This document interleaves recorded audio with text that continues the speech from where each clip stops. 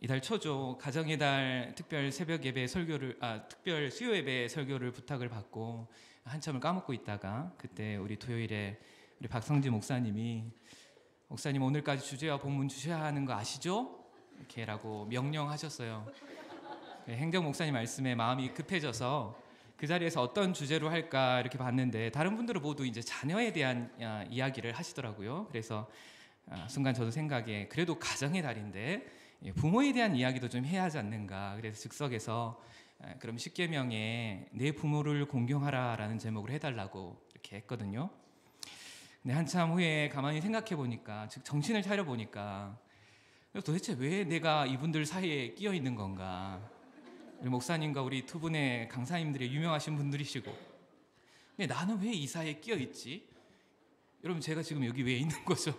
제가 잘 모르겠는데 또 하나 정신을 차려 보니까 이 주제는 저랑 너무 잘 안 맞는 거예요. 왜 그런가 하니까 저는 정말 불효자거든요. 이런 불효자가 부모 공경을 이렇게 말한다. 정말 자신 없다. 목사님께 못한다고 해야 되나. 근데 포스터도 저렇게 이미 붙여져 있는데 또 이제 팔짱을 이렇게 탁 엄청 자신감 있게 이렇게 포즈를 취했는데 어떻게 해야 될까? 도대체 뭘 말해야 될까? 제가 얼마 전에 우리 딸과 아들에게 밥 먹다가 물어봤어요. 너희는 왜 부모님을 공경해야 된다고 생각해? 그러니까 서윤이가 1초도 망설임이 없이 그래요. 당연하죠. 우리 부모님이니까요. 그러니까 우리 주원이도 그래요. 네, 맞아요. 우리 부모님이니까요. 참 대단하다. 어쩜 저렇게 뻔뻔할까? 여러분, 그런데 정말 한번 물어보자고요. 우리 시대가 정말 우리 아이들이 그렇게 당연하다고 생각하는 것처럼 정말 이 시대가 부모와 노인과 어르신들을 당연히 공경하는 그런 시대인가? 여러분, 이런 당위적인 하나님 명령과 그 윤리적인 가치가 정말 유효한 시대인가? 여러분, 오늘날 젊은이들이 어른을 공경하나요? 지난 주일에 저녁에 제가 저희 집에 오면서 에버라인 지하철을 탔거든요. 그 지하철 안에는 그 에버랜드에서 이제 이렇게 놀다가 오는 중고등 학생들처럼 보이는 아이들이 한 40명 이상은 탔던 것 같아요. 그런데 한 할머니가 제가 언뜻 보기에도 정신이 온전치 않으신 분 같으신데요. 한 대학생 청년에게 시비를 거시더라고요. 왜 쳐다보냐라며 요구를 하시는데, 아이고 우리 할머니 몸이 많이 편찮으신가 보다. 여러분, 근데 대학생 정도 되면 그 정도는 이해할 수 있지 않나요? 그런데 함께 맞받아치면서 그 할머니를 향해 정말 입에 담기도 힘든 욕을 하기 시작하는데요. 아무리 그래도 어떻게 어른에게 저럴 수 있을까? 그런데 여러분, 이게 그 청년만의 태도는 아니더라고요. 나중에 영무원이 이제 들어오는데 그 안에 있는 모든 아이들이 하나같이 저 할머니가 먼저 욕했어요 라고 손가락질 하는 것을 보았습니다. 여러분, 전 누가 먼저 잘못했고 누가 정말 잘못했고 그런 시시비비를 가리고자 함이 아닙니다. 젊은이들이 부모 세대들을 어떻게 바라보는가, 그 시각이 여러분 예전과는 확연히 달라졌음을 여러분에게 말씀드리고 싶은 것이죠. 여러분, 오늘날 젊은이들은 더 이상 자기 부모들을, 사회의 어른들을 나이가 더 많았다는 이유로 공경하려고 하지 않죠. 여러분, 세대 간의 갈등이 정말 요즘처럼 이렇게 극심했던 시기가 여러분 또 있었던가요? 여러분, 이 시대는요, 권위가 무너진 시대입니다. 여러분, 기나긴 인류의 역사 속에서 정말 최근까지도 우리는 농경사회를 살아왔죠. 여러분, 농경사회는 어떤가요? 1년의 주기가 똑같죠. 가정과 마을 단위의 사회의 변화가 거의 없었습니다.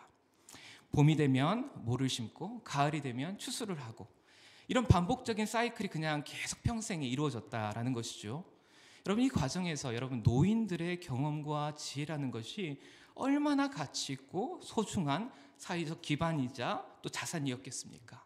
말로 할 수 없었죠. 하지만 여러분, 지금은 어떤가요? 지금도 그런가요? 아니죠. 불과 50년도 되지 않은 시기 동안 여러분, 우리 사회는 그야말로 대격변이 이루어졌습니다. 여러분, 요즘 젊은이들이 부모님께, 특별히 어르신들께 뭘 물어보던가요? 새로운 지식과 지혜를 구하시던가요? 아니지요. 오히려 그 반대로 어른들이 자녀들에게 뭘 배워야 할 때가 더 많아지고 있지 않나요? 휴스턴에서 살아갔을 때 제 사무실에 우리 어르신들이 종종 찾아오시는데 늘 그 손에는 스마트폰이 들려 있었습니다. 아이고 목사님 죄송합니다. 근데 요거 사진은 어떻게 보냅니까? 정말 간단한 스마트폰 사용법을 물어보시면서 여러분 늘 미안해하시고 그렇게 도움을 요청하셨습니다. 여러분 내가 누군가를 가르치는 이 관계성 속에서 잘 보세요. 아무것도 아닌 것 같지만 권위의 구조가 뒤엉켜 버리는 것이죠. 내가 아무리 나이가 많아도 누군가에게 배운다는 것은 여러분 가르치는 이와 새로운 관계성이 형성되는 것을 의미합니다. 물리적인 나이는 훨씬 많지만 권위는 그렇지 않게 되어버리는 것이죠. 여러분 권위의 붕괴는 정말 큰 문제가 될 수 있습니다. 여러분 오늘 본문을 보십시오. 우리가 너무 잘 아는 것처럼 십계명은 두 가지 방향입니다. 첫째는 하나님을 향한 우리의 섬김, 그리고 둘째로 이웃을 향한 우리의 섬김. 여러분 그런데 이 두 번째 방향성에서 가장 먼저 등장하는 게 바로 부모를 공경하라라는 준칙인 것입니다. 여러분 생각해 보세요. 부모의 권위를 인정하고 순종하는 게 얼마나 중요했던지 하나님을 섬기는 것 다음으로 가장 첫 번째 계명으로 부모를 공경하라라는 계명을 주신 것이죠. 여러분 우리가 이걸 기억해야 합니다. 하나님의 나라, 여러분 하나님의 나라는 어떤 나라입니까? 하나님의 나라는 질서의 나라입니다. 하나님의 나라를 말할 때, 천국을 말할 때 우리 할 얘기들이 참 많잖아요. 여러분 다 있고 이 단어 딱 하나만 기억하시면 됩니다. 질서. 여러분 우리가 그토록 찾고 구하고 꿈꾸는 그 하나님 나라의 최고의 가치는 여러분 의외로 간단합니다. 질서. 여러분 질서는 권위의 구조입니다. 다스림을 말합니다. 빛과 어둠의 지배자로 해와 달과 별을, 윗궁창과 아랫궁창의 지배자로 물고기와 그리고 새를, 땅의 지배자로 땅의 동물들을, 그리고 천사들을 포함하여 온 세상의 지배자로 하나님의 형상인 인간을, 또 인간 안에서도 여자와 남자를, 그 위에 하나님, 우리 삼위 하나님 안에서도 성자와 성령에 대한 권위를 지니신 성부께서 이 모든 질서를 부여잡고 계시는 것이죠. 이 질서가 바로 하나님의 나라거든요. 이 구조가 유지되는 것이 바로 하나님 나라의 전부입니다. 그런데 여러분, 하나님은 십계명을 통해 하나님 나라의 질서 안에서 우리의 부모를 언약의 권위자로 세워주셨다는 것입니다. 여러분 그렇다면 반대로 이 질서가 여러분 깨어진다는 것은 여러분 무엇을 의미합니까? 하나님의 나라의 가치가 무너지는 것을 의미하는 것입니다. 제가 너무 비약하는 것 같기도 하고 과장하는 것 같기도 하지요. 여러분 근데 그렇지 않아요. 성경의 관심은 언제나 바로 이 언약적 구조, 이 질서에 가장 관심이 있습니다. 지난번 저희 청년부 MT 저녁 프로그램으로 묻고 답하기 시간이 있었는데요. 한 청년부 직체가 이런 질문을 이렇게 했어요. 정확한 워딩은 제가 기억나지 않는데, 신앙 청년으로서 우리가 해야 할 일이 뭔가요? 아마 청년들은 모두 이런 답을 기대했을 것 같아요. 최선을 다해라, 실력을 쌓아라. 그래서 세상을 변화시키고 하나님 앞에 크게 쓰임 받아라.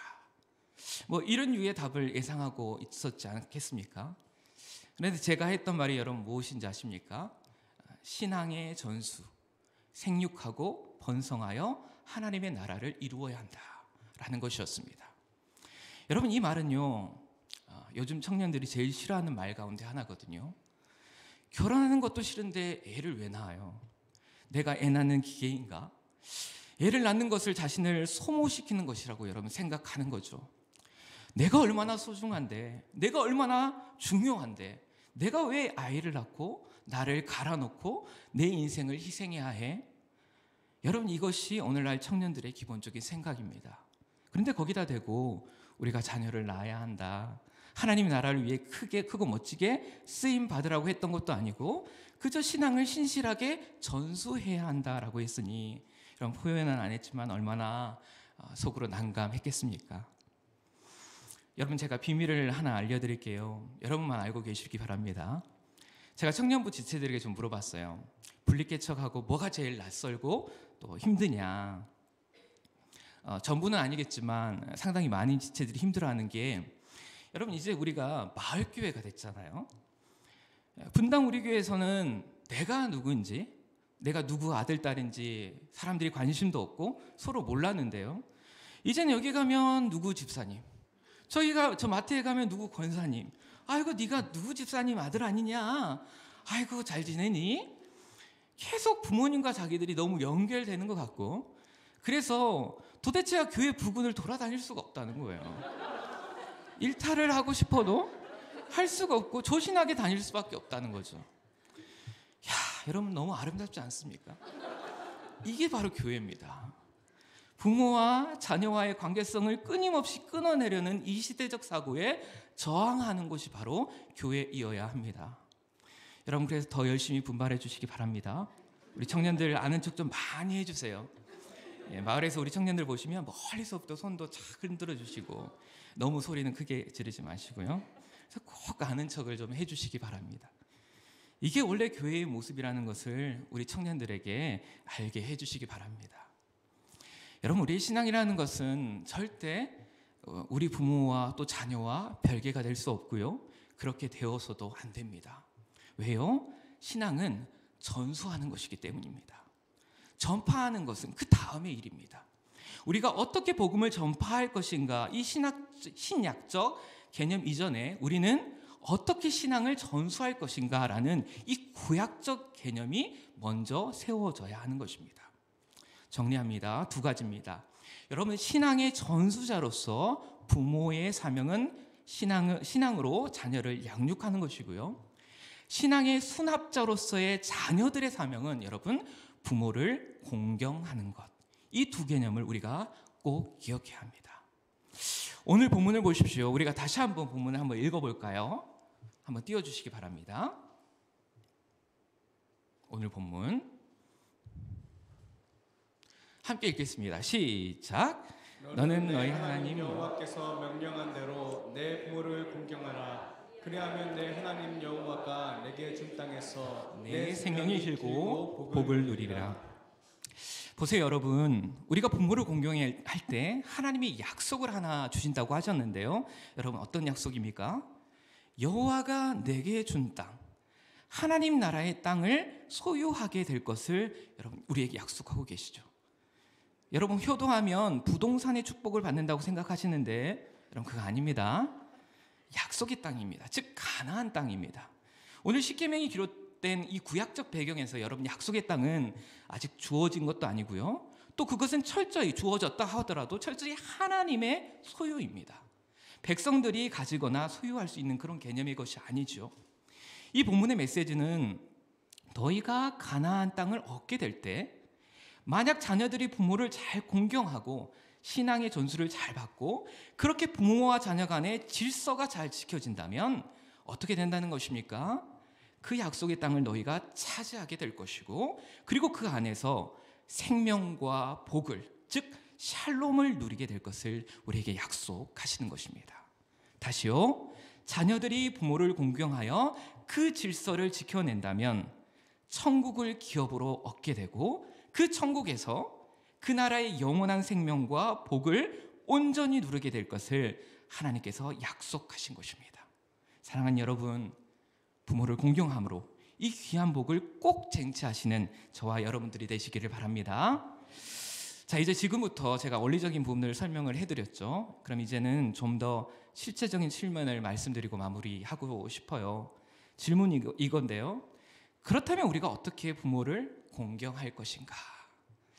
제가 저희 부모님의 자녀로서 또 살면서 또 이전 교회에서 시니어 사역을 제가 감당을 하면서 경험하고 또 느꼈던 부분을 많은 이야기를 하고 싶지만 시간이 없으니까 딱 두 가지만 말씀드리고 싶은데요. 너무 당연해서 좀 시시한 이야기일 수도 있지만 여러분 아시죠? 우리가 몰라서 안 하는 것은 아니라는 거. 한 번 더 우리 마음을 먹고 실천해 보자는 것인데요. 첫 번째입니다. 여러분 우리가 부모님을 인정해드리고 자랑스러워해드렸으면 좋겠습니다. 여러분 저희 딸은 집에서는 저를 참 좋아하고 자랑스러워하는데 밖에서는 조금 부끄러워하는 것 같더라고요. 제가 자기 친구들에게 자랑스럽게 우리 아빠라고 말하기는 좀 외모적으로 좀 그런가 봐요. 키가 작나? 모르겠어요. 얼마 전에 학교 등교하면서 엘리베이터를 이렇게 타고 가려는데 저랑 같이 안 가려고 하는 거 있죠. 아빠 먼저 가세요. 아니야, 같이 가자. 아니, 눈치 없이. 근데 끝까지 안 간대요. 다음 거 타고 간대요. 그래서 내가 흥 하면서 서운해 라고 하면서 그냥 우리 주원이랑 엘리베이터를 타고 이렇게 내려왔거든요. 이제 한참 사춘기가 또 시작되고 그러려니 하다가도 솔직히 좀 그렇지 않나요? 좀 서운하더라고요. 근데 잠시 후에 제 어렸을 때 생각이 막 나는 거예요. 여러분, 저희 아버지는 제가 어렸을 때 쌀가게를 하셨거든요. 그래서 저희 집 차는 언제나 그 파란색의 포토 아세요? 포토 용달차였습니다. 지금 생각하면 쌀가게 얼마나 좋아요. 먹을 걱정도 하지 않고 밥 걱정도 하지 않을 수 있으니까 너무 좋을 텐데, 근데 그때 저는 저희 아버지의 그 직업이 너무 부끄러웠던 것 같아요. 특별히 다른 건 모르겠는데 그 파란색 용달차가 너무 부끄러운 거예요. 당시 저희 부모님이 저를 국민학교에 이렇게 데려다 주면서 학교 멀리서 이렇게 내려다 주셨는데, 제가 막 부끄러우니까 내리기 전에 막 옆으로 이렇게 두리번거리면서 반 친구들 혹시 아는 친구들이 없느나 이렇게 확인하고 이렇게 내렸거든요. 엄마 아빠 뭐 몰래 한다고 했는데 어려놓으니까 어른들은 다 알잖아요. 어머니가 그러시더라고요. 명훈아, 엄마 아빠가 부끄럽냐? 아니에요, 절대 안 부끄러워요. 하지만 속으로는 아니, 왜 안 부끄럽겠어요? 우리 아빠도 다른 아이들 아빠처럼 소나타, 레간자, 프린스 그런 승용차 타고 데려주시는, 그리고 멋진 양복 입고 출근하시는 그런 아빠였으면 좋겠다고요. 속으로. 또 중학교 때는 또 어떤 일이 있었냐면요, 그 파란색 포토를 끌고, 아니 저희 아버지 차를 바꿔도 똑같은 또 파란색 포토를 또 사세요. 아무튼 학교를 마치고 그때 이제 비가 좀 부슬부슬 내렸던 것 같아요. 수백 명의 학생들이 동시에 그때 중학교에서 이제 마치고 나오고 있는데, 갑자기 저기서 학교 운동장을, 아니 어떻게 들어오셨는지 모르겠어요. 학교 운동장을 정중앙을 막 현란하게 드리프트를 이렇게 하시면서 막 오시는데, 그리고 제 앞에 탁 서서 타라고 하시는 거예요. 친구들 옆에 다 있는데 제가 그때 얼마나 부끄러웠던지 지금도 정말 생생히 이렇게 기억을 하고 있는 거죠. 얼른 타서 말했죠. 아빠 고맙긴 한데 밖에서 기다리지. 그러니까 아버지가 그래요. 비가 와서 비 안 맞게 하려고. 여러분, 지금 와서 생각해 보면 그래요. 그 부끄러웠던 파란 용달차는 저희 아버지의 우리 가정을 향한 헌신이고 희생이고 사랑의 상징인 거죠. 그 농협에서 20kg짜리 이게 쌀포대가 나오기 전까지 여러분 쌀포대는 80kg짜리였습니다. 그 80kg 쌀을 용달차로 실어 가지고 와서 등에 메고, 당시 아파트에 여러분 엘리베이터가 있었나요? 없었죠. 4, 5층을 그걸 메고 다니면서 배달을 하셨죠. 지금 허리가 아프신데 그때 다 상하신 거더라고요. 새벽 3시에 전남 벌교로 그 차를 타고 쌀을 받으러 가시면서 잠이 너무 오셔서 죽을 고비도 많이 겪으면서, 여러분 제 어렸을 때는 부끄러움의 상징이었던 그 파란색 포터는 지금 저에게는 너무 자랑스러운 저희 아버지의 희생과 사랑의 상징인 것이죠. 몇 달 전에 미국에 계신 아버지와 통화를 한 적이 있었어요. 아버지가 저희 누님의 가정이 교회를 이제 옮기는 문제로 좀 마음이 상하셨나 봐요. 정확한 이유는 모르겠지만 이제 더 이상 신앙생활에 관해 자녀들을 설득하지 못한다는 생각에 무기력함도 느끼고 그러셨던지 목사인 저보고 말 좀 해달라고 하셨더랬죠. 뭔가 마음이 참 짠하고 안쓰럽더라고요. 제가 한참 아버지의 하소연을 듣다가 이렇게 이야기해 드렸어요. 굉장히 뜬금없는데요. 아버지, 저는 저희 형제들, 저희 가족들 모두 우리 아버지가 너무 자랑스러워요. 아버지 갑자기 그게 무슨 말인고 하시더라고요. 누님 가정이 개인적인 사정으로 교회를 옮겼지만 아버지를 무시하거나 혹은 아버지의 권면을 가볍게 생각하는 것은 결코 아닐 거다. 사실 저나 저희 가정 모두 늘 말은 안 하지만 하나님 앞에 누구보다 정직하고 정결하게 살아가시려는 그 아버지의 그 아름다운 신앙의 모습 너무 존경하고, 그 아버지의 수준에 미치지 못하는 저희들 스스로 늘 부끄러워해요. 그리고 그랬죠. 아버지는 우리 가족들의 최고의 신앙의 어르신이에요. 어른이에요. 이렇게 말씀드렸죠. 그런 이야기를 제가 드리는데 한참을 말없이 듣고 있으시더라고요. 그러면서 저도 왜 그랬는지 모르겠는데 정말 그동안 좀 쑥스러워서 말씀드리지 못했던 이야기, 아버지의 우리 가족을 향한 그 엄청난 헌신과 희생과 사랑에 대해서 감사한다고 말씀을 드렸습니다. 무슨 말을 해야 할지 몰라 하시는 아버지를 보면서 그냥 존경하고 감사하고 사랑한다라고 말씀을 드렸죠. 여러분도 기회가 있으실 때 꼭 시간을 내셔서 조금 쑥스럽더라도 용기를 내어 말씀드려 보셨으면 좋겠습니다. 당신은 제게 정말 자랑스러운 분이시라고요. 꼭 그렇게 말씀드려 보셨으면 좋겠습니다. 여러분, 우리 부모님들은요, 거기서 자기 존재의 의미를 찾으세요. 물론 쑥스러워 하실 테고요, 아니라고, 부족했다고 부끄러워 하실 수도 있을지 모르지만요, 그래도 내 지나온 삶이 헛되지 않았구나. 여러분, 우리 부모님과 어르신들은 거기서 지난 생의 의미를 발견하십니다. 부모님들뿐만 아니라 이제 우리가 교회로 모일 때 우리가 언약의 한 가족이 된 거잖아요.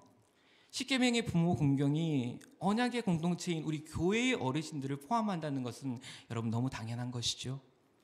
어르신들의 이야기를 무시하지 마시고 많이 들어주셨으면 좋겠습니다. 살아온 인생을 많이 인정해 드렸으면 좋겠습니다. 휴스턴에서 시니어 사역을 하면서 제가 늘 했던 일이 어르신들 이야기 들어드리는 것이었거든요. 여러분, 솔직히 말해서 사무적으로 생각하면 이게 얼마나 아까운 시간인지 몰라요. 지금 사역 준비도 해야 하고 해야 할 일들은 산더미 같은데 어르신들과 함께 앉아서 지난 인생을 1시간이고 2시간이고 그렇게 들어드리는 거예요. 지난번에 했던 말 또 하시고, 대부분 레파토리가 또 비슷하세요. 6.25 전쟁부터 보통 시작되거든요. 자녀들의 자랑, 스스로 인생에서 이루셨던 과거의 업적들을 두서없이 막 나열을 하시죠. 여러분, 인정받고 싶으신 겁니다. 자랑이 아니라, 뽐내는 게 아니라 인정받고 싶으신 거예요. 지나온 삶이 그래도 헛되지 않았다고 한 번 더 확인받고 싶으신 것입니다. 그런데 여러분, 사실 우리 어르신들은요, 누구나 정말 자랑스러운 인생을 살아내신 것입니다. 조금 부족했을 수도 있죠. 조금 후회도 아쉬움도 남을 수도 물론 있겠죠. 하지만 이 고통과 아픔으로 가득한 인생, 주님 끝까지 붙들고 잘 살아내신 것만으로도 충분히 멋진 인생을 살아내신 거죠. 우리 공동체가 우리 어르신들을 인정해드리고 자랑스러워하는 그런 공동체가 되기를 원합니다. 두 번째는 이것입니다. 여러분, 우리가 부모님들의 또 우리 어르신들의 육신의 연약함을 잘 보듬어 드리는 그런 자녀가 또 공동체가 되었으면 좋겠습니다. 여러분, 제가 시니어 사역을 하다 보니까 노년의 어르신들의 여러분 가장 큰 관심은 단연 점점 노쇠해져 가는 육신입니다. 여러분, 우리가 부모님을 공경할 때 이것 챙겨드리는 게 가장 중요하고 너무 당연한 것 같지만요, 여러분 생각해 보세요. 우리가 의외로 이 부분에 세심하지 못한 경우가 많습니다. 부모님들이 아픈 거 잘 내색하지 못하는 분들도 물론 있으시고요, 또 우리 자녀들은 또 아직 너무 젊기 때문에 그 아픈 몸과 마음을 이해하고 싶어도 사실 못한다고요. 그렇기 때문에 더 세심히 신경을 써드려야 합니다. 저희 외할머니는 99세를 사시고 소천을 하셨는데요. LA에 있는 요양원에 계실 때 제가 부모님과 몇 번 요양원에 간 적이 있었습니다. 가서 우리 할머니께 인사를 드리면 할머니는 꼭 저를 보면서 이렇게 말씀을 하셨어요. 근데 이 양반은 누구고? 그러면 저희 아버지가 이제 말씀하세요. 네, 장모님, 우리 막내 명훈이에요, 명훈이. 그러면 할머니가 아이고, 우리 맹훈이. 아이고 이게 우리 맹훈이가 이렇게 컸네. 아이고야. 그럼 제가 이제 조심히 말씀드리죠. 할머니, 맹훈이가 아니라 명훈이에요. 명훈이. 아이고야, 그래 우리 맹훈아. 네, 할머니. 그리고서 몇십 분 정도 옆에서 한참을 수다를 떨고 있으면요, 한 20분 정도, 30분 정도가 지나잖아요. 여러분 그 느낌 아실지 모르겠는데 갑자기 분위기가 약간 조용해지면서 몸이 좀 싸늘해지면서 뭔가 이상해집니다. 그래서 옆을 보면 저희 할머니가 저를 이렇게 말없이 계속 쳐다보고 계세요. 그리고 저희 아버지에게 근데 이 양반은 누구고? 그러면 저희 아버지가 또 막내 명훈이에요, 명훈이. 아이고 이게 우리 맹훈이가 이렇게 컸네. 여러분 이걸 가면 한 몇 번을 반복을 이렇게 하시는 거죠. 그래서 나중에는 제가요 요령이 생겼습니다. 분위기가 약간 이상해지고 할머니가 계속 저를 쳐다보신다 싶으면 제가 자진해서 이제 통성명을 이제 하는 거죠. 할머니, 저 조동철 사위 막내 아들 맹훈입니다. 맹훈이 많이 컸죠? 그러면 우리 할머니가 이렇게 하십니다. 작은 배려죠. 그분의 연약감을 생각해 드리는 것이죠. 여러분 누구나 늙으면 몸과 마음과 정신이 여러분 연약해지잖아요. 몸이 따라주지 않고 아픈 것들은 점점 늘어나 가고 기억력도 떨어지고 여러분 나중에는 약을 의지해야 하고 병원 신세를 져야 하고 자녀들의 도움을 받지 않고는 살아갈 수 없는 그렇게 강하셨던 분들이 한없이 연약한 존재가 되어버리는 것이죠. 우리가 어렸을 때 부모님의 도움을 받았던 것처럼 부모님이 늙으셔서 도움이 필요할 때 자녀들이 먼저 나서서 도움을 드리는 것, 이것이 여러분 우리 하나님께서 세우신 질서라는 것입니다. 저희 어머니는 한국에서는 반찬 가게를 하셨고요, 미국에서는 한 20년 가까이 생선튀김 가게에서 일을 하셨었는데요. 지금도 튀김 가게에서 보조로 일하시고 계세요. 이제 72, 그러니까 72세가 이제 되셨는데요. 아직도 하루 종일 서서 참으로 고된 노동을 하고 계십니다. 여러분 제가 왜 저를 불효자라고 하시는지 아시겠죠?